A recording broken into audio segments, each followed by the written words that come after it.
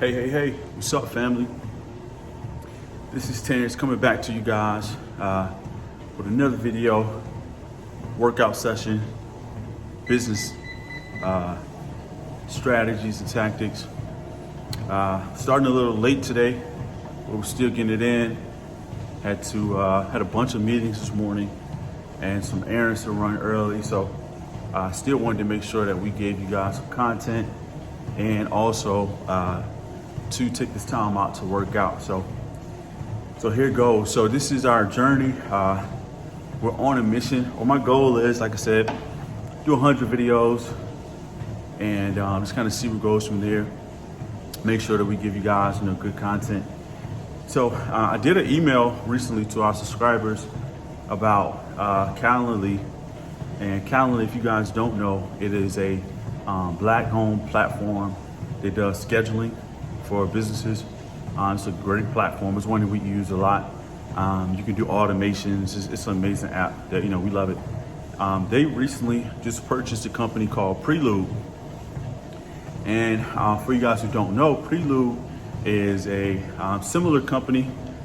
They focus more so on recruiting and like staffing, etc. So they actually just purchased that company and they're gonna do a merger.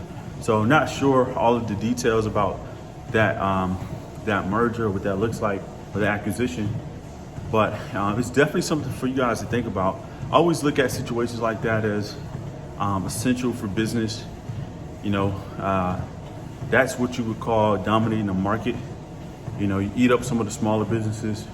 You see it a lot of times with big companies like Apple and Dare. Some of these companies, they Walmart. You see them adjusting, or Amazon is a great example, how Amazon started in the industry, selling books, etc.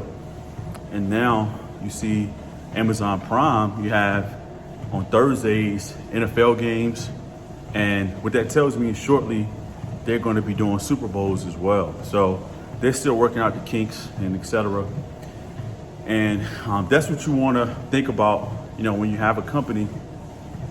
How can I dominate market share within that industry, right? So when you're building your brand, building your business, you want to be thinking about what is the competition that's out there, what are they doing that's successful, and also what are they doing that's not so successful.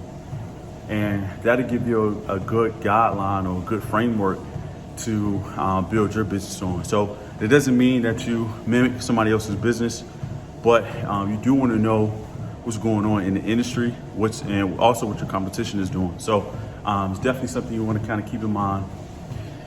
Now, what's something I think is, for you guys to kind of keep an eye out for too, is, we work traditionally startup businesses, and one thing for you guys to think of is, instead of going through the process of like creating your own business from scratch, consider acquiring an established business.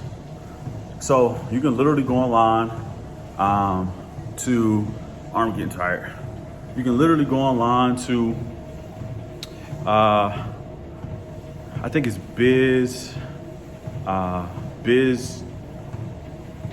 Buy Biz Sell, I think it is. Don't quote me on that. Excuse me, don't quote me on that. Actually go, just look up purchase a business, and it should come up. And what you'll see is it's a bunch of different businesses that are already established. Some of them have been established for 5-10 years, etc. And these are businesses that you can actually go and purchase. And some of them I've seen, in the healthcare industry, 30,000, 60,000. And if you think about it, it's a lot easier to get a loan for an established business than it is to get a business loan for a startup, right? So think about everything that you need for a startup, and it's just based on projections. Can you perform? What is the makeup of your team? Did you have someone on your team who's done the business before, etc.? So think about also, looking at acquiring businesses, in the field of what you want to do, or around the field of what you want to do, right? So If you're in the healthcare industry, you have, let's say you work with nurses, go find you a nursing home that's for sale, because you have access to nurses already. So it coincides with your business model. And, if it fills two needs at one time. So it's something to think about. Now, it's a lot of factors that go into acquiring the business. Of course, you want to look at their books. You want to find a business broker and make sure that you can have somebody to facilitate the trade or the purchase. You're definitely going to need a lawyer. And also you want to kind of look at the business model and look at the makeup. So for an example, let's say, look at the revenue, where's the revenue coming from?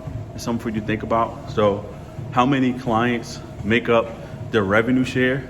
So if they have like one client who makes up a big portion of the revenue share, let's say 30-40%, it can be dangerous if you lose that client. Because what happens a lot of times within a merger or acquisition, people leave. Everybody doesn't do well with change of ownership or change in general. So you want to think about those things when you make the transition. So another thing is management, something you want to think about. So if you have someone who's a manager that does a lot of the operations, get a good feel for that manager and see if there's someone that will stay on. Because if you purchase that company, you don't want to purchase that company and then lose out on the potential revenue because so many different changes. There's already a change of ownership. You don't want to have to go through the process to hire and develop people into a new company that you've acquired. So one thing that you could do is you can have the owner stay on for, let's say 6 months, 3 months, 6 months as a consultant. You can have people come in and do like a letter of intent. If you purchase a company, management and most of the staff will stay for a certain period of time. Those are some things you can do to kind of protect yourself. So you just want to make sure that within the transition it's sustainable, and that you don't lose a lot of people within that acquisition. So something to think about. So quick tip for the day, just kind of look at, if you are in the process or thinking about starting a business, look at a business that's already established, see if there's some potential there for you, and go that route, or at least explore that route before you start the process to start a brand new business. So hopefully this was a good tip for you guys. Again, this is me working out today. I want to give you guys a couple tips. So again, my name is Terrence, Blackwell Legacy Group. You guys can find us at blackwelllegacyuniversity.com. You can go in there, schedule a consultation. We do weekly trainings, and also we have a free ebook that you guys can take advantage of. It's a great product, great book, great resource that you guys can use. So peace. Thank you guys for checking this video out, and I'm out.